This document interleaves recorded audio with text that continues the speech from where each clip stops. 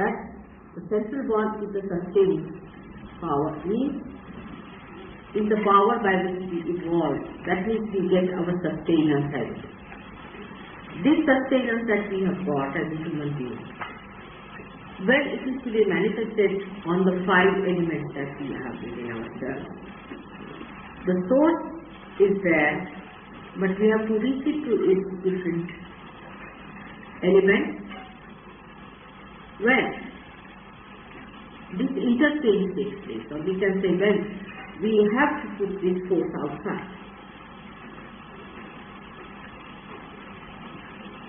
That is to be done through establishment of Dharma on this. Like for imposition, or we can say the connection.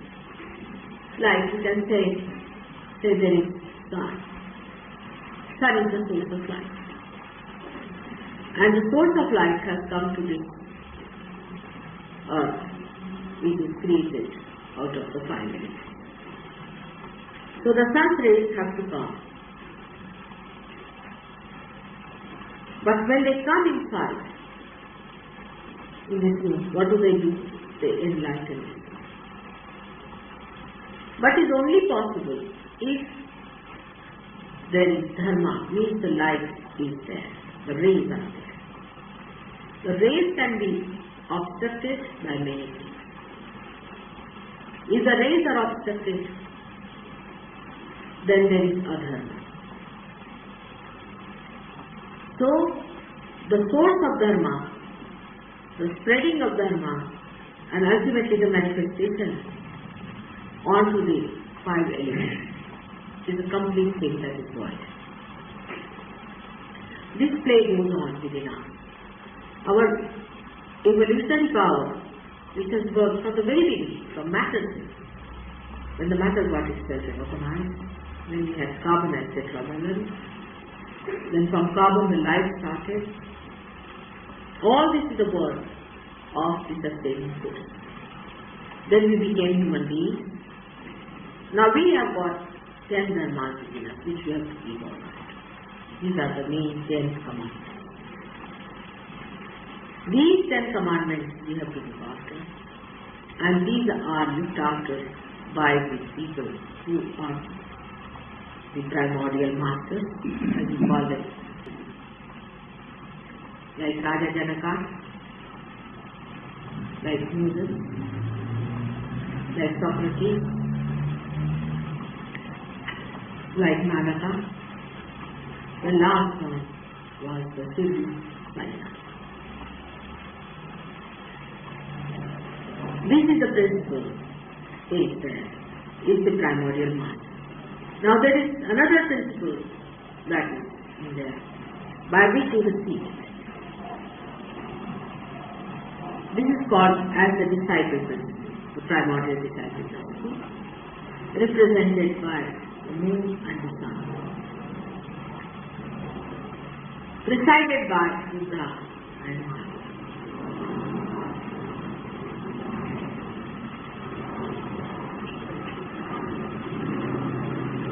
So this disciple element, if it is not for you, you cannot receive it.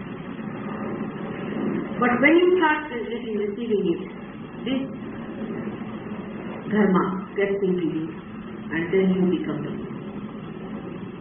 You become the guru when this combination takes place. It starts as a disciple and then ends up as a guru. This is the void part within us. First of all, as the human beings are, we do not observe the first 10 basic principles.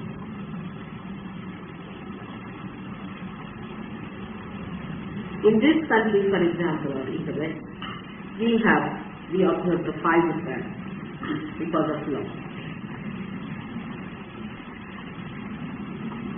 In the countries like India, they observe the rest 5 because of their society. So in any way, we are lacking someone. 5 are missing here or 5 are missing here. This is the situation of the Dharma today. the gurus and the disciples, they do this connection. And then the matter, it is created out of 5 elements, gets vibrated. You can enlighten the matter. When the Dharma is complete, you can enlighten the matter. The ritual that these people used, which was called as Dharmic Christians, they called them, these are the deeds of Dharma, is to worship, to do puja, and to pray to God, and to do all these things. Prayer. All these things, after some time, became absolutely dead. Because there was no realized soul as a guru, and no realized soul as a disciple. So it was just a joke going on. See? It has no meaning. Supposing I tell somebody who is not realized to give himself a banana, he can't. He's coming back, don't you worry. Both of them have gone away. We run some up. The sister is realized, the wife is realized. Born. But the husband is like that. What to do? He came, ran away halfway, he still cannot decide which way to go. So you will see gradually how it works. So this voice is so important because that is how you establish your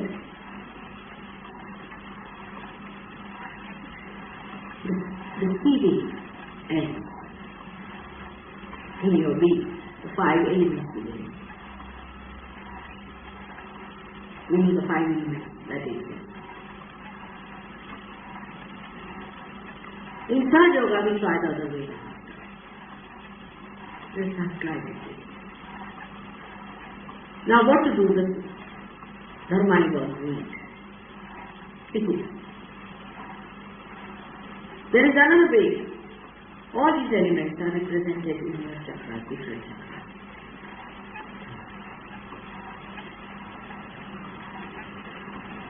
So why not take the Kundalini to these chakras and enlighten the elements?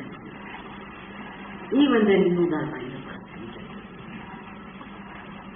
But then the Kundalini goes back to all the places which you have reached. But if you have been to some guru, and you have bent your head before him, then the Kundalini stops turns here and there. It doesn't go. Very different. You have seen the void pulsing. It just doesn't find. It always goes back into that bottomless pit as you can call it. It always sucks into that again and again if you have had a guru. So we try to remove the guru from your mind by so many ways. Deny them completely, absolutely, so that they get out of your mind. And again raise the Kundalini. And from the innermost, the Brahmanadi as they call it, the innermost Nadi, the Sukshma. Otherwise you cannot reach there. From outside you go on cleansing until you reach very fine, you cannot see it. But outside cleaning helps you in one way, that the Brahmanadi becomes wider. The Nadi that is in the center of the Brahma.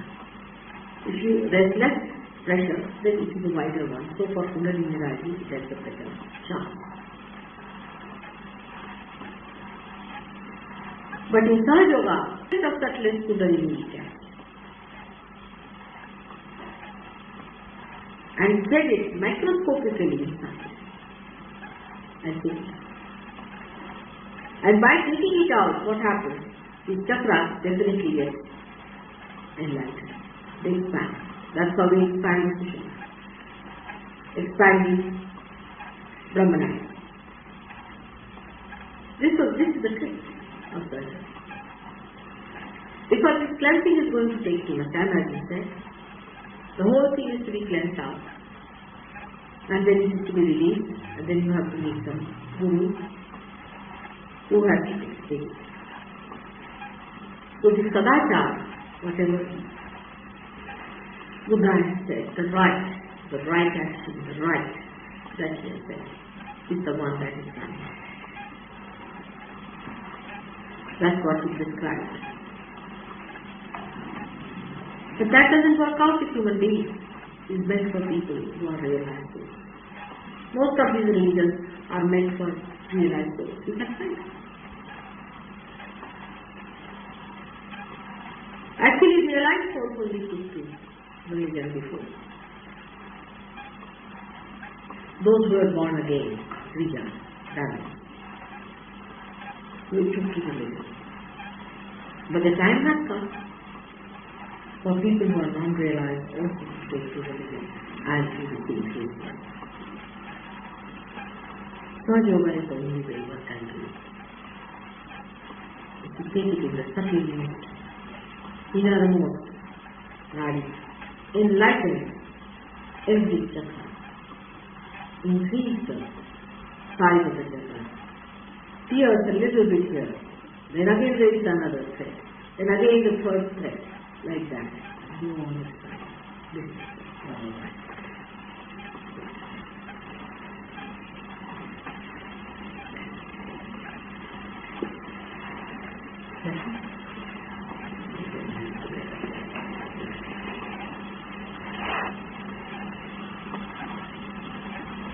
This is how it works. In our case, I did the same.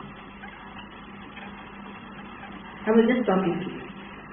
Now the main thing about Vojda one has to remember, there is no rationality.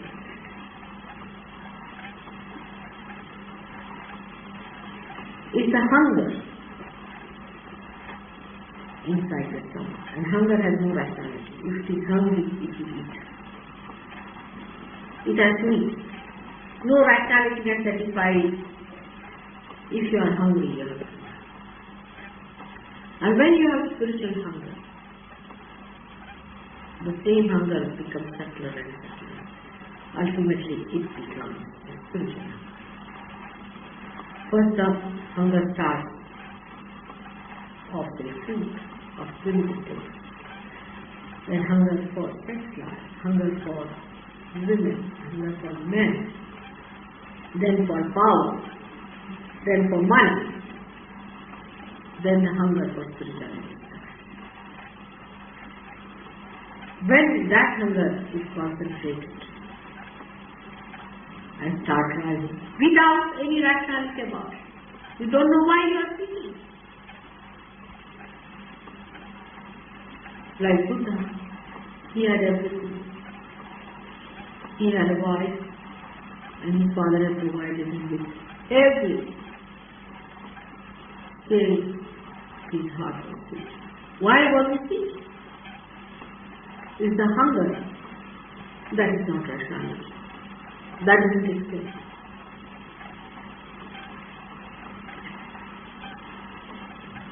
And then this hunger starts, and the way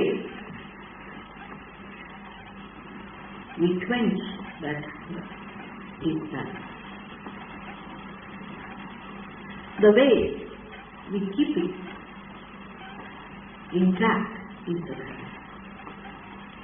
Supposing you are hungry, you go and eat some poison, then it is a bad. I know you are hungry, but you have to eat proper food. The knowledge about that is what food you must eat, what books you must read, what people you must meet, how you should live,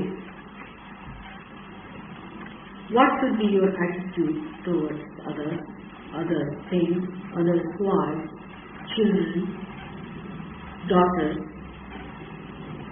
everything relating to the other. All that knowledge is Dharma. But it has no rationality. Like you see a man ran away, say, with somebody's daughter. He would say, what's wrong? I cannot answer. I cannot answer. If a man has bad relations with his own mother, he says, what's wrong in this? He cannot. There's no rationale. It is so. It is fact. Thou shalt not commit adultery. Christ has said, even to have adulterous eyes is wrong. By the time it was Christ who came, at the Moses time, people did not know this idea. But Christ will see that, and he has said that those who have even adulterous eyes are considered as sin.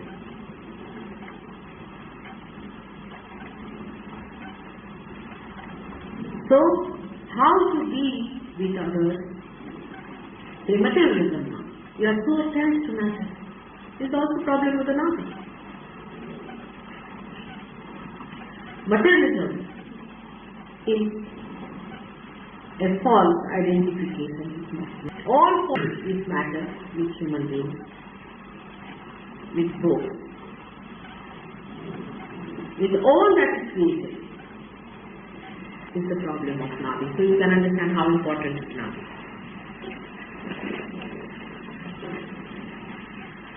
And the one that prescribes it is the Dharma, is the Guru.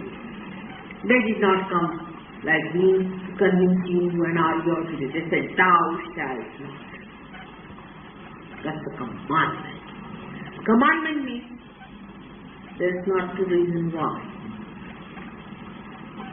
It's a command.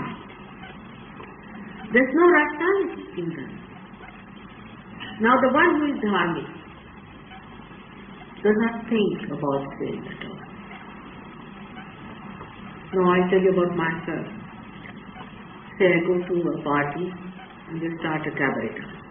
I do not think about it whether it is illegal or whether it is wrong with this or that. Nothing I do not think, but immediately I want it. My grandchildren one day were watching the TV and three of them came home again.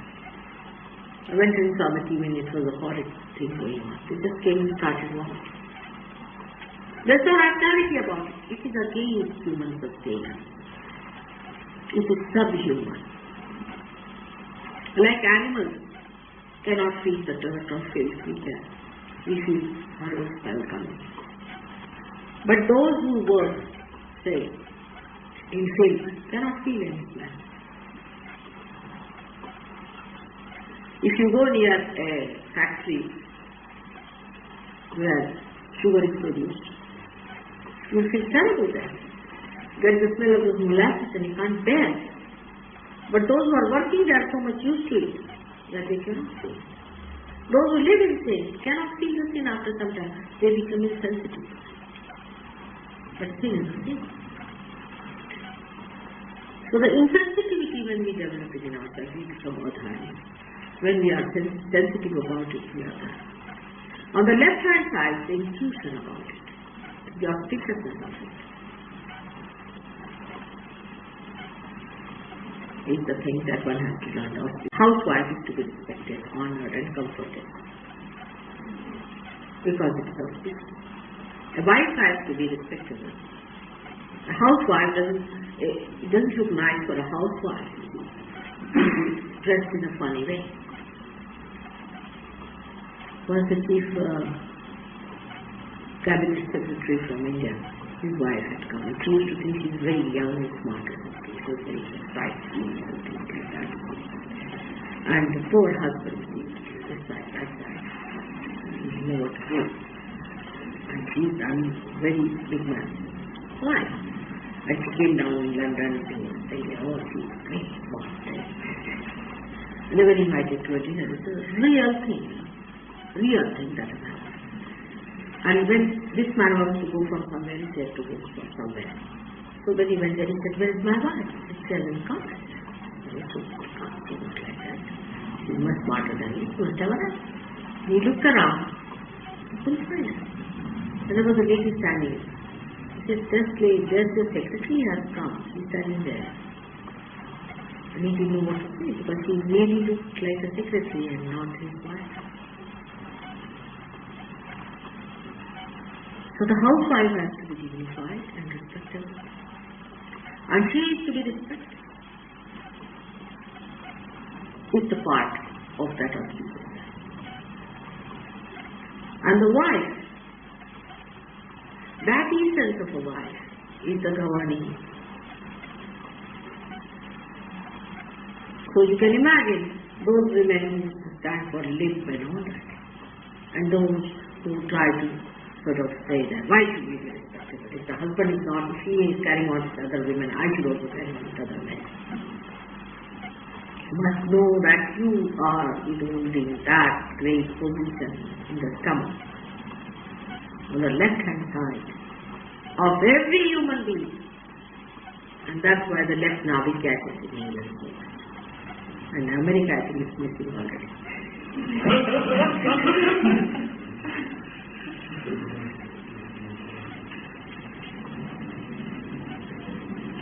So that is to us, to a man who is so developed and so thinks so enough himself, and the civilization where work is so important and money is even more important than work is. Him it's silly to think that a housewife's respectability is so important in the play of the universe. Where the women become respectable. You see, that's the breaking point of the society. There the human beings will start destroying. That's the real atomic bomb you are working.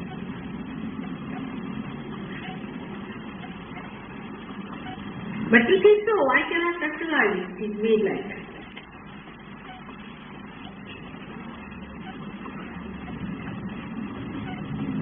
All the gurus have said you should not drink, even Moses.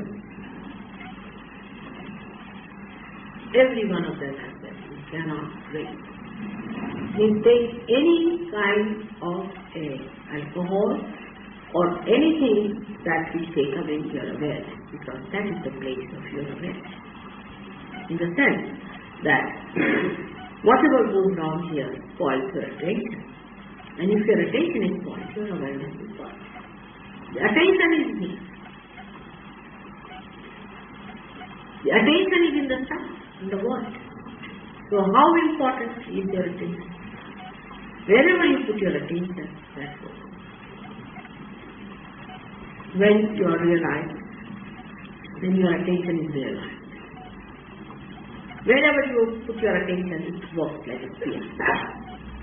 It works like a sword. It works like a loving hand.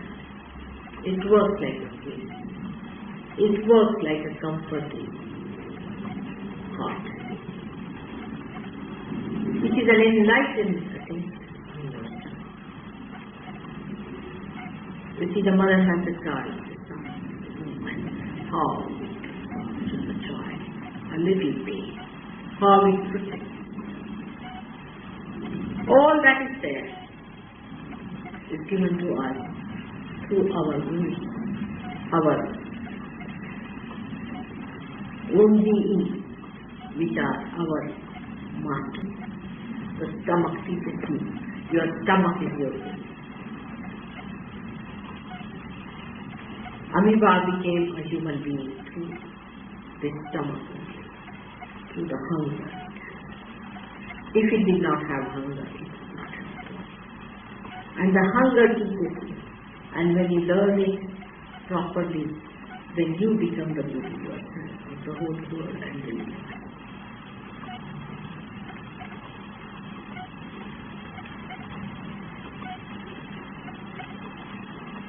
Voice, that's why, is very important. And when you have had bad gurus, you have read horrible books, accepted them as fact and truth, then your voice gets spoiled. Your attention gets spoiled. It goes to wrong things. Attention, when it works through your eyes, can also go to wrong things. Everywhere, wherever the attention moves, it can do wrong things if it is not having. But as I said, there is no rationality of it. Dharma is to be accepted. You cannot rationalize it to a point in time. But how far it harms you cannot rationalize.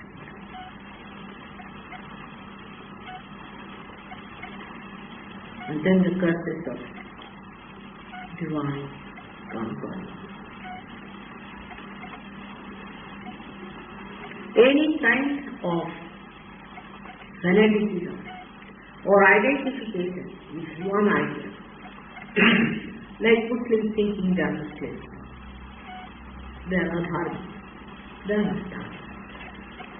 Dharma is that you have to respect all the religions. It is a sin not to respect any incarnation. It is a sin not to respect any religion.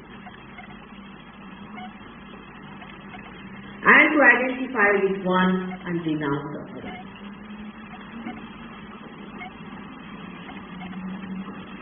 So give up all these false dharmas and come to that one dharma which is worldly. It gives you light by which you can see the oneness among all these religions. As I have said before, that they are like beautiful flowers in one tree, nurtured by one sun, adorned by one tree. But fools take the flowers out, say that these are our flowers, and kill them. And when these flowers die, ugliness becomes so-called religion.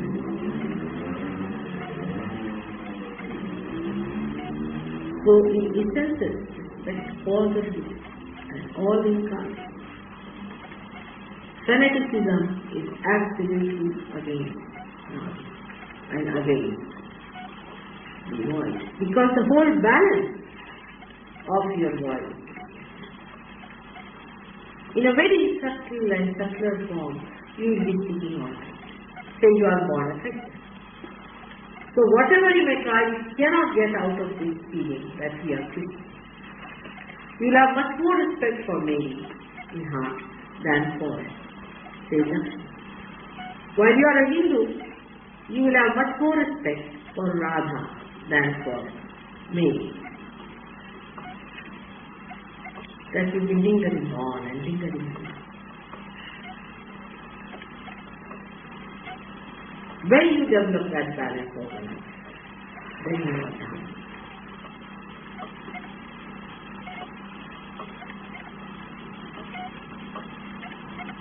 That balancing has to be done. So one realization is within you right, and one realization is among you. And this is Dharma. Among all of you, there has to be another integration, a complete integration of understanding. Whether you are white, black, or red, whether you are Hindu, Christian, or anything. You must know that there is only one way, that is the living way of evolution, and that there is only one God, and all of them are aspects of the same God, and there is no quarreling among them. Why are you quarreling? This goes against the God.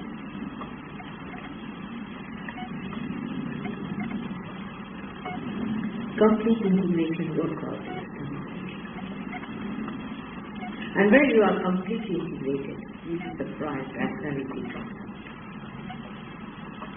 Automatically drops out. Rationality keeps this integration. Because if your heart says something, rationality says no, it's not right.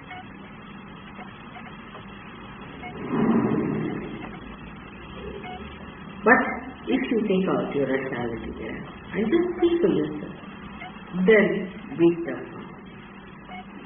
And you just do it whatever is wise and good for your spiritual life.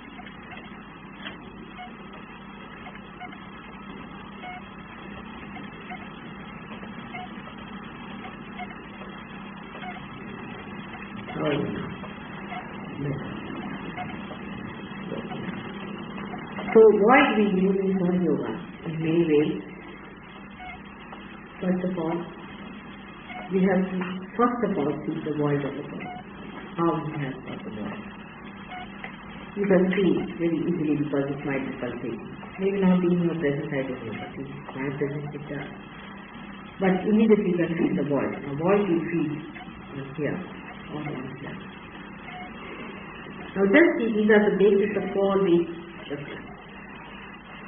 You feel the Vojt here, or here. Basis of all the chakras. So you can understand how important it is. Now, if it is catching here anywhere, or catching here, then you have to ask the person about these various points. Whether he is a materialist, whether he is a fanatic.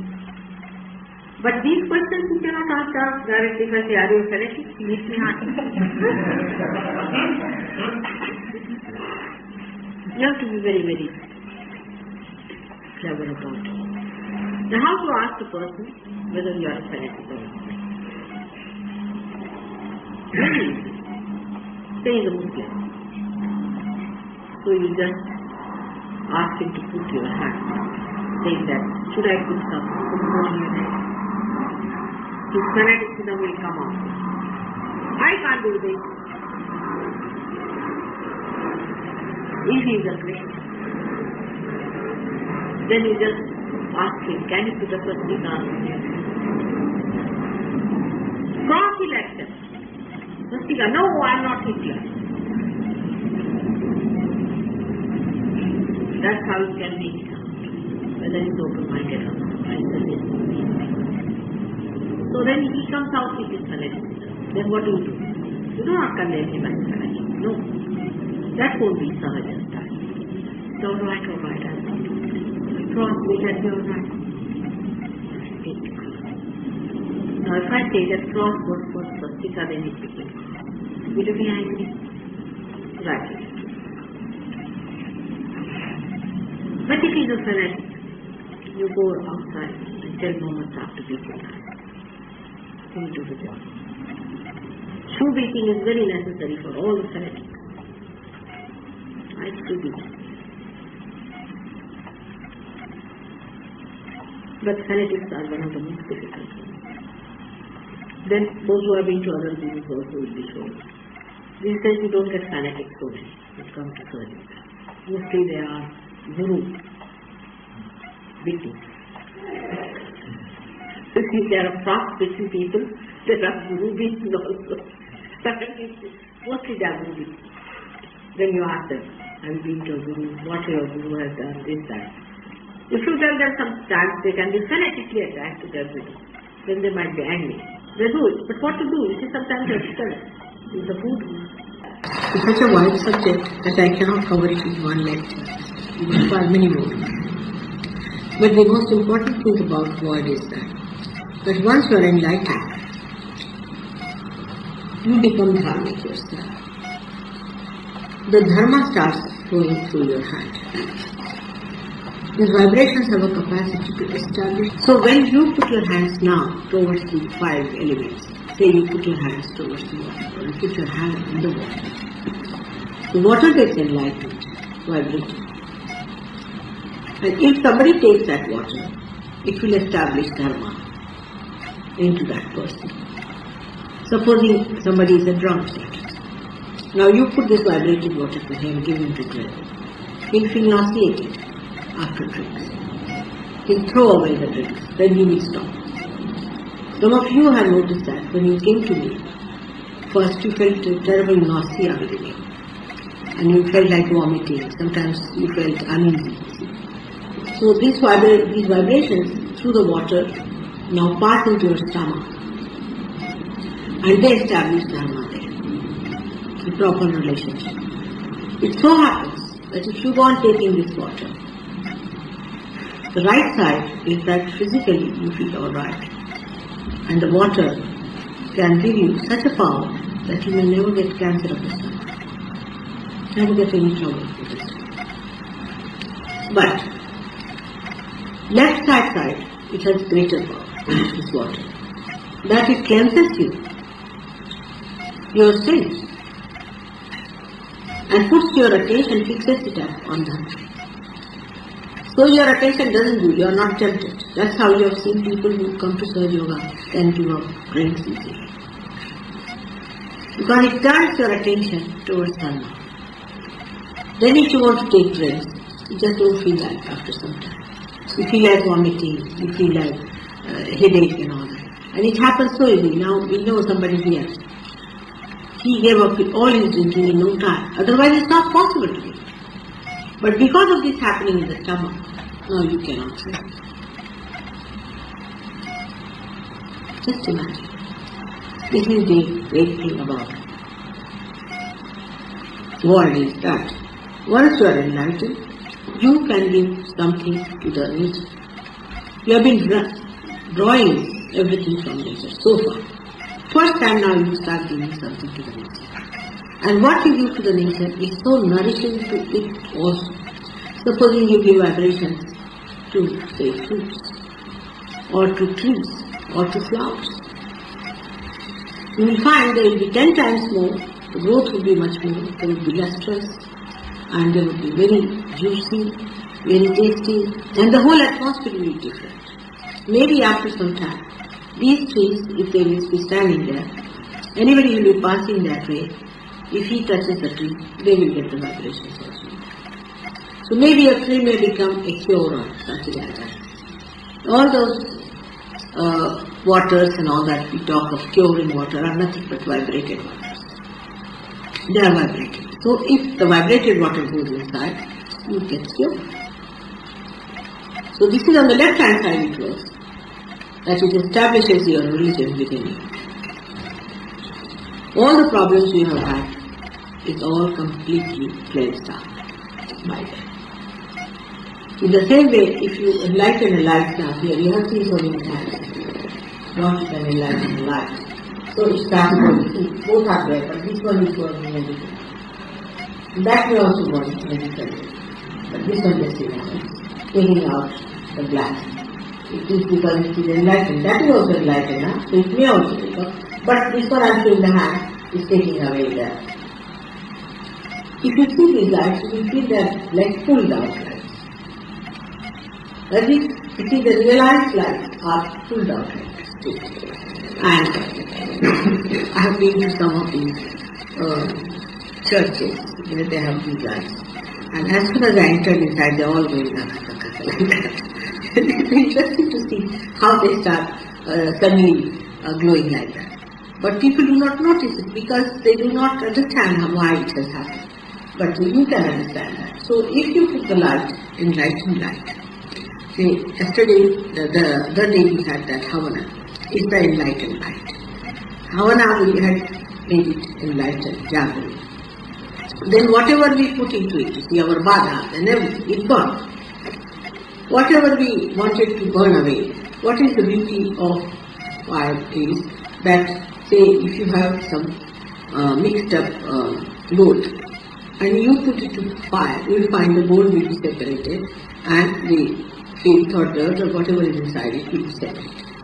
So this quality, which is the right hand side quality of the fire, is becomes in a left hand side, is that when you go near such a fire or you use such a fire or a light, then what happens? That whatever is unwanted in you is burnt and you get the pure thing. So it purifies. Fire is a purifier and it is a melter. It melts your heart. This fire melts your heart and you feel the compassion. So that's how every element can be enlightened. And this is the work done in and void by your Kundalini. Kundalini goes to various places and she enlightens all these elements in your stomach. In the stomach, the basic principle is of water. The void is covered with water. And in the water, there is salt. And the salt is nothing but is the Dharma. Is the Dharma, the salt. That's why when we give you salt, what happens? The salt that is vibrated goes and helps you in the stomach. And salt shows its own nature there by absorbing all that is in you, which is, we can say, is a mobile there. A person, supposing, has got left-hand problem. Then he should take salt. If he has the right-hand side problem, he should take sugar. So these are the two qualities. This is the 5 of dharmas are done by salt and 5 by sugar. And these are the best solvents in the world, as you know. So all these 3 things put together, water, then salt and sugar, they solve the problem of the body. That's why we use these 2 things. If you remember, Christ has said that you are the salt. That means you are the gurus. Salt is the guru. That's why he said you are the salt, because you are the guru. And salt dissolves into water. Water is the Dharma. They are the absorbers, a water of crystallization. It cannot exist without, the salt cannot exist without water. So the water and salt put together means ocean. So Void is the ocean wave. That's why it's called as Sagar. And all the oceans of the world are in our stomach. And if you want to hear them sometimes, you can put your thumb in my ears and you can hear. Coming and heard them.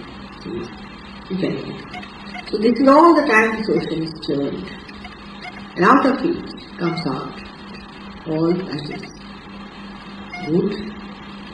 And whatever is bad is burnt away or washed away or made to, with the air, it is made to be swept off. So the air element is also there. Air element that we see all around. So the vibrated air is a very important thing and it helps us. So I have talked to you about all the 4, but the 5th one is Akasha, the ether, that's it. When you are a realized soul, then you also vibrate the ether.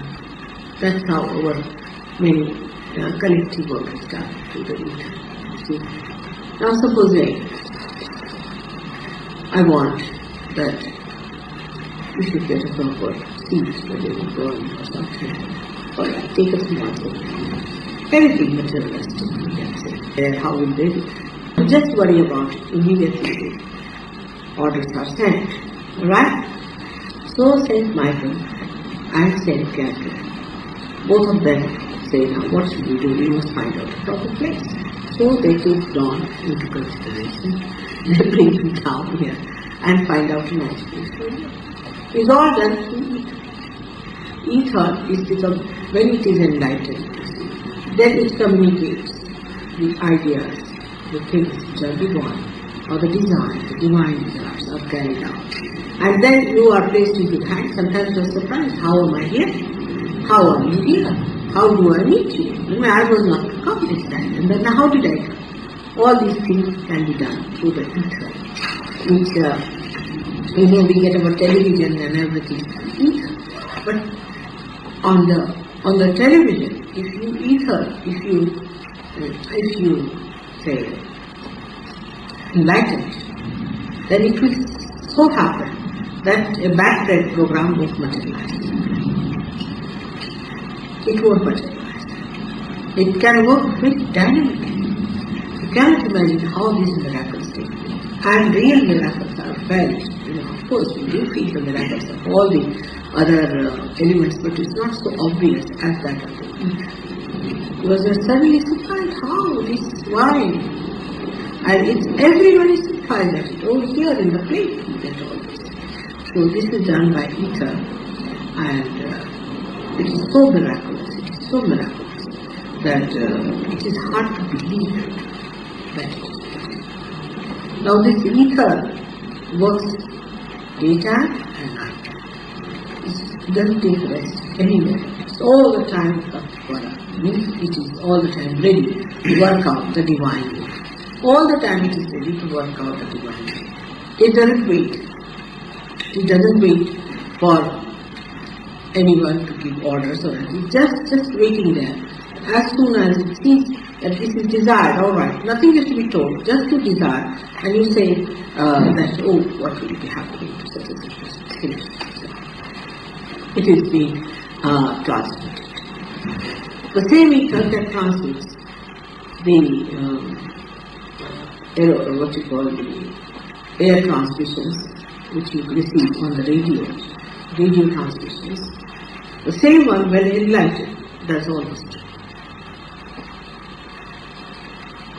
He works it out, everything that you want, he works it out. And that's how the angels show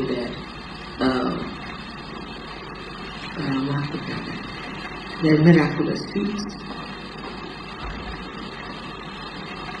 But it is worth noticing all that and watching it and witnessing it and noting it down, how it has and how it.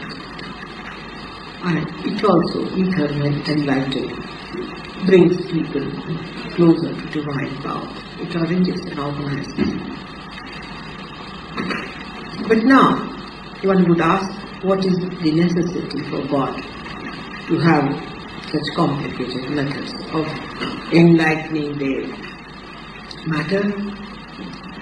Why not it has already been enlightened matter?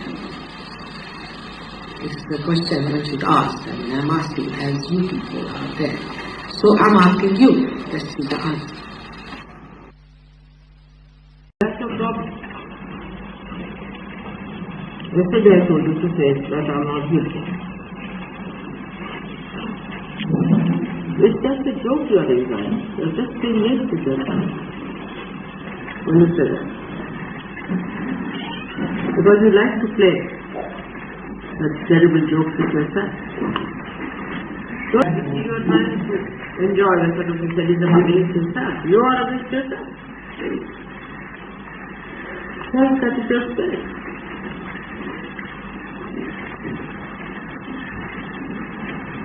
It's not a good thing. It's not what is wanted. It's not that you desire.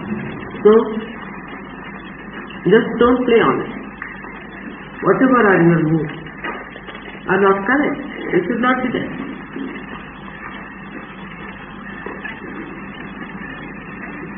By your moods you are lost. Sometimes you get this mood, sometimes you get another mood of vibration. In a temper or something like that. And sometimes you get into this kind of apologetic mood. Both are useless, absolutely useless. Just throw them out. Why should we do it?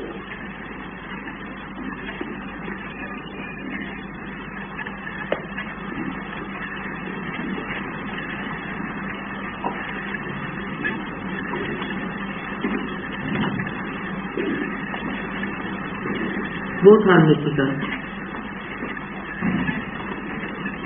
Yes, in positivity also, the so-called positivity, you start showing your aggression on others. You can aggress others also. That's even worse. That's the thing I was saying. Enjoy it. Be happy for what God has given. What's the word in the morning time? See the flowers in the morning time. What do they have? They are standing in the sun, in the rain. They are facing the nature all the time. Imagine the delicate petals of the flowers. Do they show any signs of negativity or of aggression? They only emit fragrance. Till they live, they will emit fragrance. When they die, they are not what?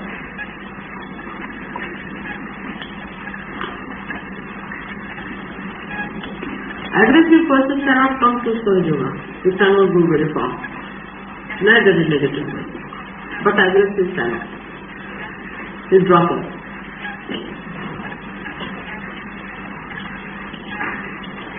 So you got to teach for such people.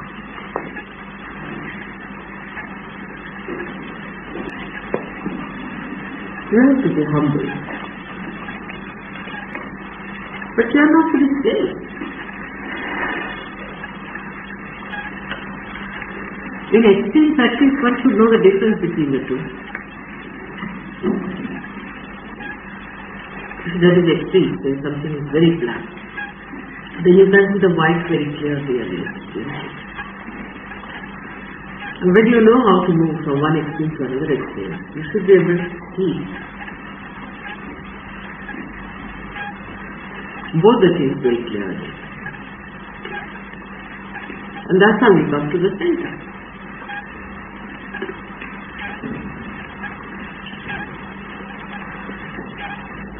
But it is for your own good to be like that. You may say, yes, we understand whether we can't do. You can. You just watch yourself and see how it works, how your mind is working. It's your house. You have to master it. You are supposed to be a rider and the horse is taking you somewhere wherever it feels like. Either to negativity or to the positivity, so-called, in the aggressiveness.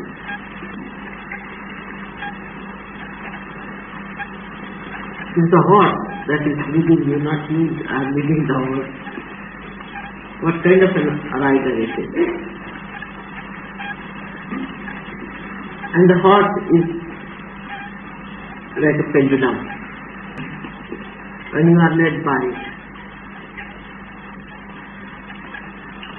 And then you identify yourself with that horse. You say what to do, it is happening. You can control it.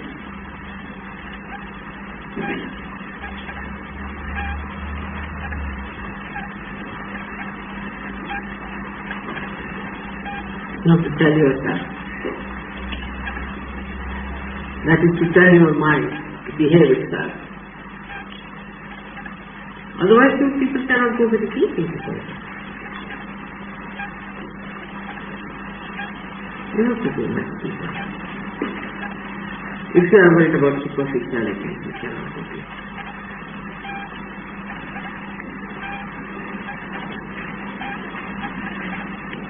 Deep down itself.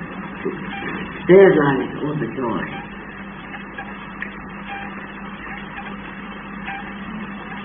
All the trees, all living things have their roots deep down.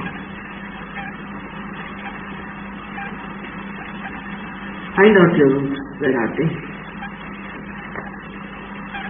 They are all embedded in your heart and your spirit.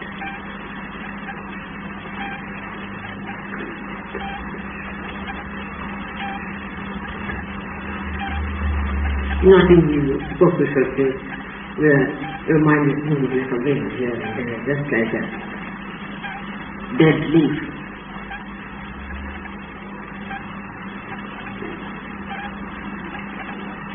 It's a big train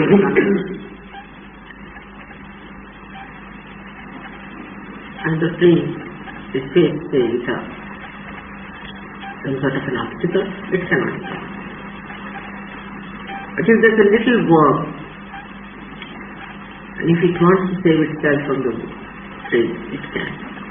It can hide itself in the ground. You are not a worm, you are a human being. A little living thing can do that much. You are a human being. And if you cannot stop yourself from your destruction,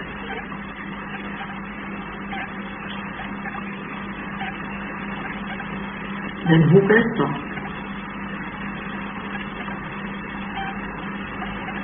You see the nature. People live together. Tigers live in a forest. And there are many people who exist.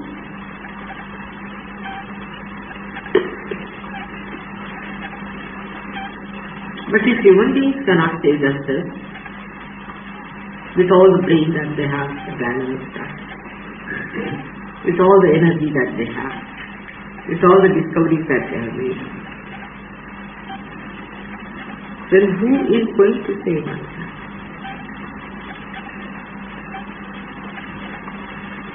Either you aggress on others or you kill yourself. And then what should Mataji do? Or what should anyone do under these circumstances? But today you face it.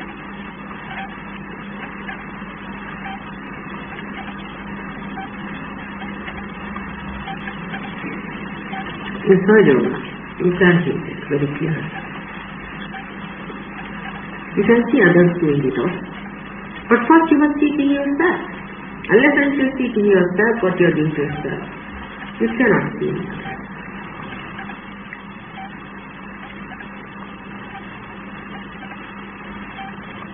When I say you see it in yourself, you become self-centered. I mean, anything you say can be dismissed. When I say you see it in yourself, that means you detach yourself and see in yourself. What is your mind doing? That's how you can learn others. Also that they are doing. Like a person say it's fond of good food. If you can see that he's hankering after good food all the time, he's thinking about good food, his mind is something like that. If he can see that, he can correct it also, if he can see. Apart from that, when he sees somebody doing it, he would not hate that person. But he would help him to cure. On the contrary, I see those who are like that, hate the other person, make fun of the other person, while they have the same weakness.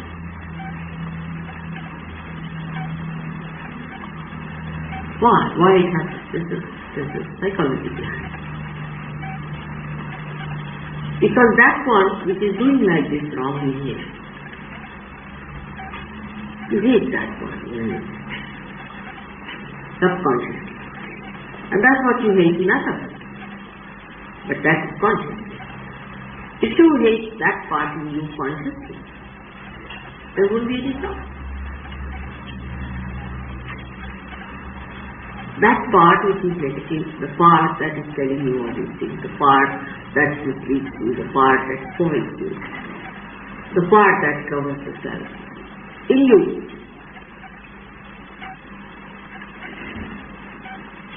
If you could manage to see that and say, no, not that part. No. But then you start despising the whole. It's a very subtle thing. Either you move from this side to that side. If I try to push you, just go like a spring to the other side. If I try to push from that side like a spring, you go to the other side. Thing is, basically it's the extreme are to be ours.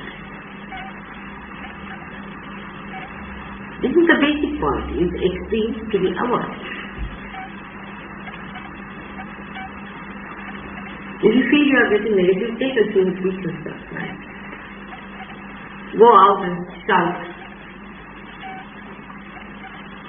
Or take a pillow and hit it hard. Alright? But if you are negative inside, what you will do? You will go and beat your wife. Or beat your husband, whatever you do.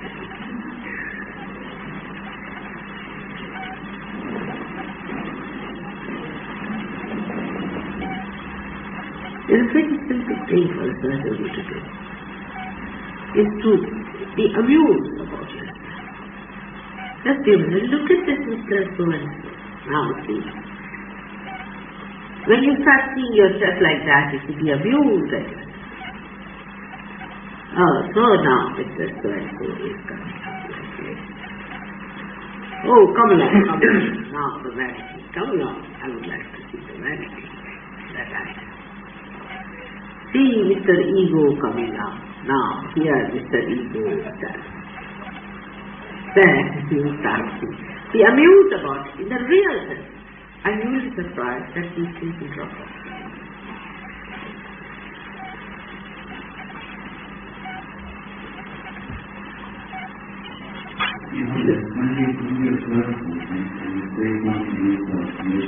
Yes, of course, very much. Yes. say that. Yes. You still not correctly. No, you should say, get away. You take 2 running jumps and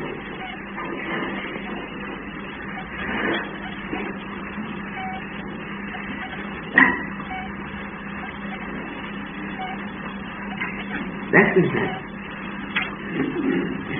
If you want to have phraseology, I can tell you. But I think you are much more equipped in English language with all the beautiful humor that you have. Just play that on yourself. See, humor is a beautiful thing that you can really play on yourself. Instead of playing these melancholy songs and foolishly indulging into all this romantic nonsense. Better play some humor on yourself, sit down and teach some humor and enjoy the humor upon yourself.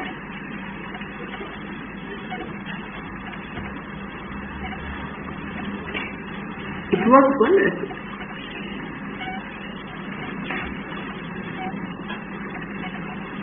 And those who know how to laugh at themselves are the best people.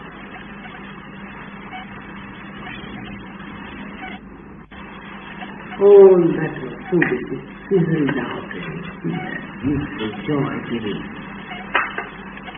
spirit manifesting itself beautifully when you are alone. In all your worries, all your problems and all negativity and so-called aggressiveness and everything just disappears and you are one with that. And you are seeing through that. The brilliance that it is. You are seeing through and feeling the dignity of that and the joy of it. The brilliance it is.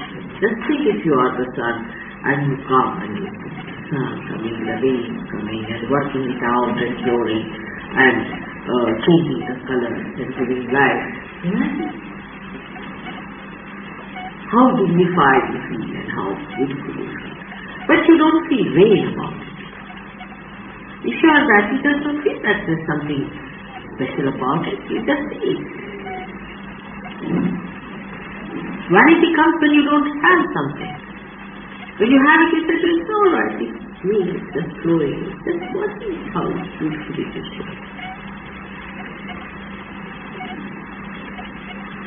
Because of scientific research in the psychological sphere,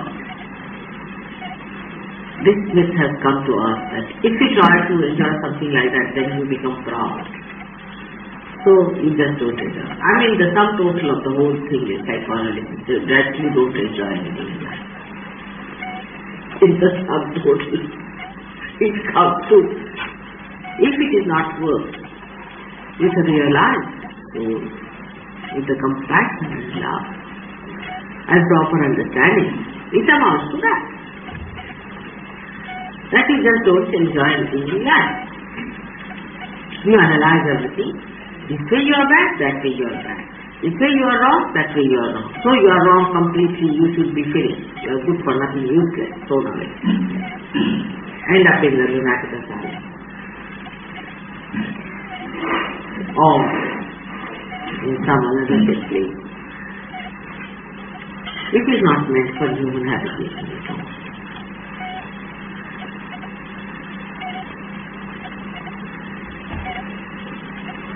Idiotic. Stupid.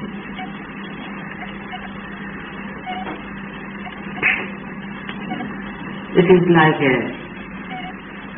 we call it in Marathi department, is a thing we use for burning the inside. It is hollow on this side and hollow on the other side also, because one side is the stand and the other side is where you put the insect. So you take that department and you ask for something. Something is given on this cup, you turn it around for the other side. So the other side is hit, but this side that is filled in is gone. So you go to see, you want to see the other side now. That's what is left in the other one. If nothing is left altogether.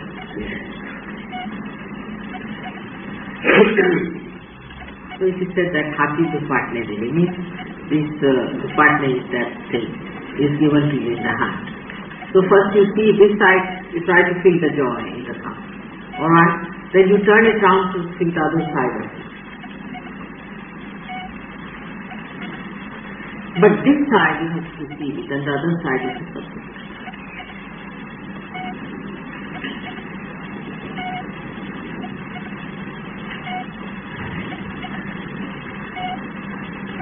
So you need not go to the right, then to the left. By the time you go to the left, the right is over, and the right side you run up. The left is over. Just be the center.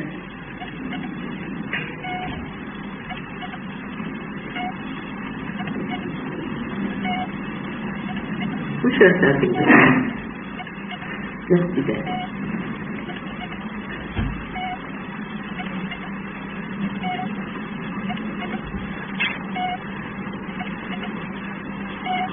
In the silence. Silence is joy also.